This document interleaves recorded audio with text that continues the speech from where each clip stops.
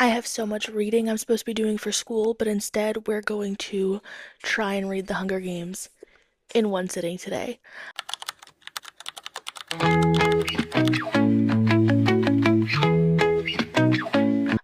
This might be really bad for my mental health, but I've got to read it at some point. It's been on my TBR forever, and my amazing sister was kind enough to get me the full box set for Christmas. So, we're gonna try and finish the full Hunger Games in one sitting right here, right now.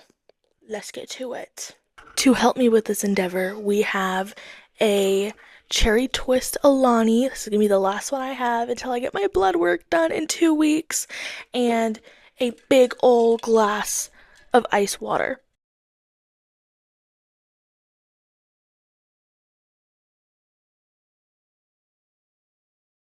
Okay, I've been reading for approximately an hour. We're 80 pages in. So far, our cry count is at one. I cried when Katniss volunteered, and we were reading about her and her family. Um, I've selected my highlighter, which I didn't actually choose because it matches the book, but just kind of a happy accident. And so far, I don't really have a lot to say about the story itself, but I have a lot to say about Suzanne Collins and her talent as a writer because the way that she chooses her words and structures Katniss's thoughts really do such a good job at emphasizing the fact that, like, this is a kid. Like, this is a teenager, and yeah, Katniss is mature for her age because of the horrible things that she's dealt with, but she's still a 16-year-old girl. And Suzanne Collins does such a good job of painting that. It's really upsetting and disturbing. Okay, so we just concluded the interviews, and one of the things that I've noticed through the whole book so far, we're about 120 pages in, is the way that Suzanne Collins purposely underlines the role that charisma and kindness can play in the game of life because we're all dealt certain hands, certain cards, and she highlights from the beginning that kindness is a strength. And I just love that so much because I feel, and she says it outright. I mean, Katniss looks at Peeta and she acknowledges that kind people worm their way into her heart and that they are more receptive to the capital and stuff like that, so they can gain favor easier. Um, and just they make her likable. She even talks about how Prim is like people are very fond of Prim in District 12, and that fondness might keep Prim alive if Katniss doesn't make it back. So I just think it's really cool to highlight that, and I think it's still such a relevant thing that people should be thinking about in this day and age, and it'll never not be relevant. Um, and also the role of charisma, because even the people who seem the most like the underdogs, their charisma is what's going to gain them favor and gain them sponsors and all these things. So I just think it's really interesting. It's an interesting take to see because the story could focus on physical attributes and how if you are dealt a more unlucky hand by the universe in your life, then you are just screwed from the beginning and there's no getting past the privilege that others had. But that is not the point that Suzanne Collins is making. She's making the point that it's not really it's not always the hand that you're dealt, but it's what you do with it. I cannot imagine reading this at the height of everything and like when all the movies were first coming out. That just has to be such a unique experience. But I'll check back in with you guys in a little bit. We just got to part two, so it's the actual games. We're done with the prep now.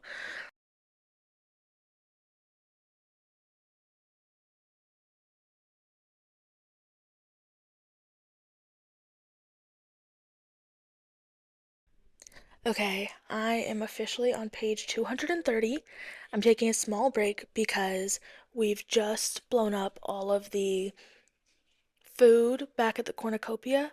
And I know that what I don't want to happen is coming. I know it's coming soon, and I'm not ready to deal with it yet. So instead, I'm going to tell you guys a story.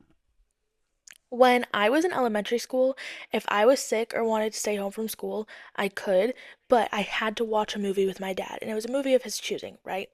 So I'm not sure how old I was. It can't have been too long after the Hunger Games came out, but it was long enough for it to be out on like streaming services or a DVD. I don't remember if we had DVDs yet or not.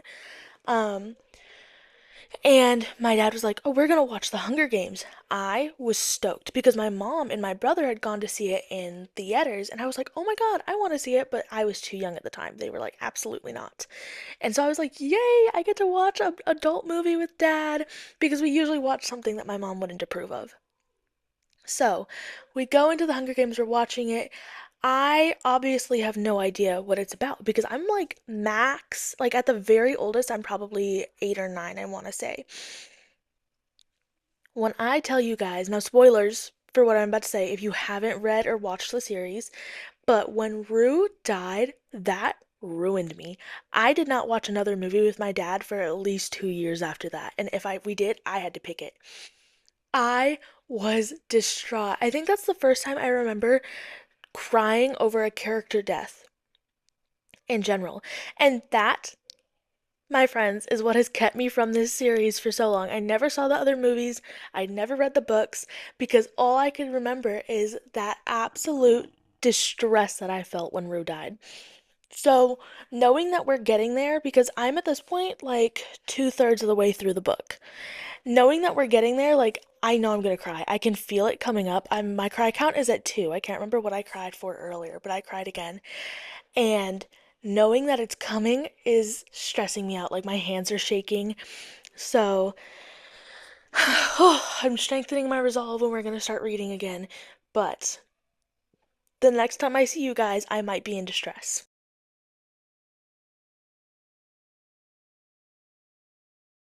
So I talked to you guys and literally read 7 pages and then Rue died. Um, it's no less distressing even if you know it's coming because it's also so different to experience reading versus seeing on film. I just kind of feel emotionally drained. But so Rue died, and now they've just announced that two from the same district can be the victors if they're both alive.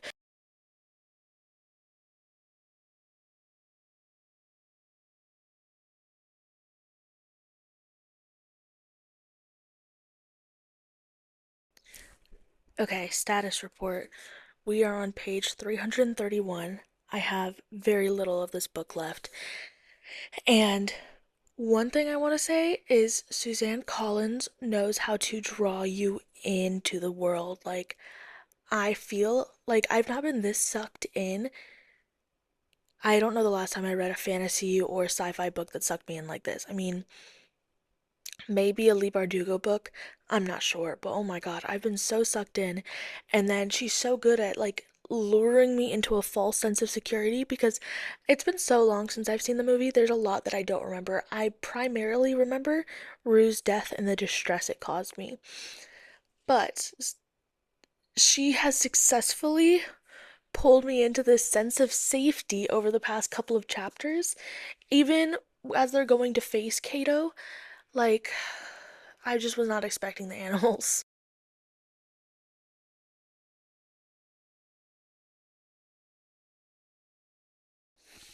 Okay, we have just finished book one, and I forgot, like, I was able to forget for a while that we're gonna deal with this entire, like, love triangle.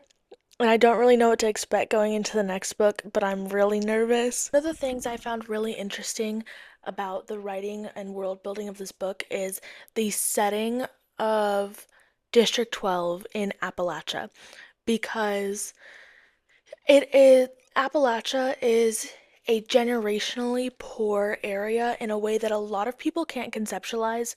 I've seen a lot of people talking about northern poor versus southern poor, and then Appalachian poor is a different level. That's like I'm trying to think of a way to explain it. If you're poor in Appalachia or in any part of rural America similar to that, you will die. Like it's not just, oh my God, I don't have this, that, and the third, and I need to find shelter, and I can get a job, and then at least I can put food in my belly. And I'm not saying that that's not bad. Any form of homelessness, any form of anything like that is awful.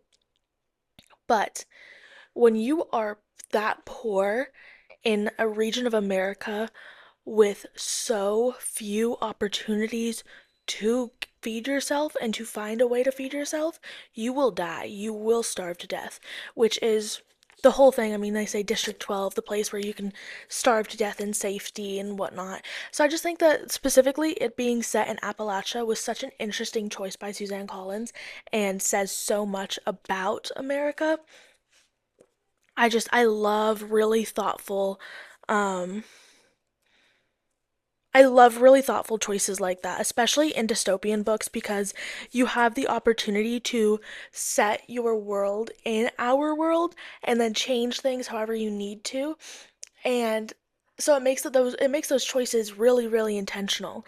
And I just think that she really ate with that one. Another really interesting thing that she highlights throughout all of this, we've talked about kindness, we've talked about compassion, is the obsession with attractiveness and aesthetics that we have in our society. Because the Capitol is this kind of garish, like gauche, disgustingly ornate place, and everybody gets all these crazy surgeries to be super skinny and look super young, does all this crazy stuff to their bodies through cosmetic surgery. And it's directly acknowledged by Katniss because Katniss leverages the lifetime of Hunger Games that she's watched. She leverages that knowledge to win her Hunger Games and to get her through every step of the process. And one thing that she specifically quotes on page, what page is it? 58, she says the best looking tributes always seem to pull more sponsors. And I know this is a conversation because I've seen clips of a lot of the movies and I've seen a lot of the discourse and conversations, and that's one of the things that's really touched on a lot is how the Capitol will prey on these young children because they're not adults, they're not young adults. Nobody's a young adult. She's 16 in this. She's the age of my little sister. So, and there's really no way to do that justice in the book or on the screen. There's several moments in the book when you're reading and you're like, oh yeah, like this is a kid, because she's very mature for her age. But even a child that's mature for their age, you can still tell they're a child by what's going on in their head, and some of that gets lost in translation on TV. And then you have an adult that plays the characters, so it doesn't really hit home how awful it is that these are children, and for there to be such a focus on aesthetics and for some of the tributes to be like naked for their interviews. It's terrifying. So it's another thing that Suzanne Collins is choosing to highlight about pedophilia and the focus of aesthetics in our society, which it's just amazing to me also how it's been what 10 to 15 years since this came out, and this is still such a relevant conversation.